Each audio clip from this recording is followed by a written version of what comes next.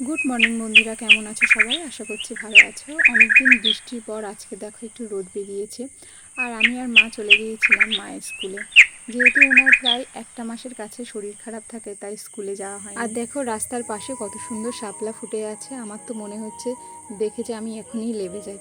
তো যাই হোক, কথা বলতে বলতে দেখো আমি চলে এসেছি মায়ের স্কুলের কাছে। যদিও বা মা এখন সুস্থ নয়, তবু ওনার স্কুলে আসার জন্য একটু মনটা কেমন করছিল, তাই ভাবলাম চলো তোমার সাথে আমিও একটু ঘুরে আসি। বেশ কয়েকদিন ধরেই বলছিল আমাকে একটু স্কুলে নিয়ে চল, কিন্তু এতটাই বৃষ্টি হচ্ছিল টানা, তাই সেইভাবে নিয়ে আসতে পারিনি। কিন্তু আজকের ওয়েদারটা ভালো দেখে ভাবলাম চলো ঘুরে আসি।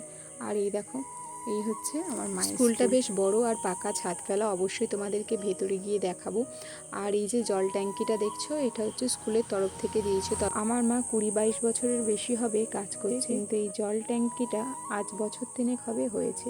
কিন্তু একটাই সুবিধা হয়েছে ওইখানকার গ্রামের মানুষদের, তাদের জলের সমস্যাটা প্রচুর ছিল। আর এই ছিল স্কুলের রান্নাঘর। তোমরা অনেকেই ভাবছো যে দুটো উনুন কেন জ্বলছে, কারণ এটা হচ্ছে একটা স্কুল থাকলে কি হবে, কিন্তু একটা স্কুলের মধ্যে দুজনের পোস্টিং ছিল। যেহেতু এলাকাটা অনেকটাই বড় ছিল, সেই জন্য দুটো দিদিমণি ওখানে নিয়োগ করা হয়েছিল। তো মায়ের শরীর খারাপ ছিল ঠিকই, কিন্তু বাচ্চাদের খাবার কোনোদিনই বন্ধ হয়নি। আর মার সাথে যে সহকর্মী ছিল, তিনি এতটাই ভালো ছিলেন, যার জন্যই আজকের আমার মা এতগুলো দিন সময় নিতে পেরেছিল, রেস্ট নিতে পেরেছিল।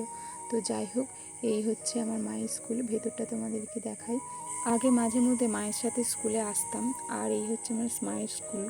অফিস থেকে যেসব বাচ্চাদের লেখাপড়ার জিনিসগুলো দিয়েছিল, সেগুলো এখানে টাঙিয়ে রেখেছে। আর ওই যে দরজাটা দেখতে পাচ্ছ, ওটা একটা স্টোর রুম, ওর ভিতরেও আরও একটা বাথরুম আছে, বাইরেও আছে।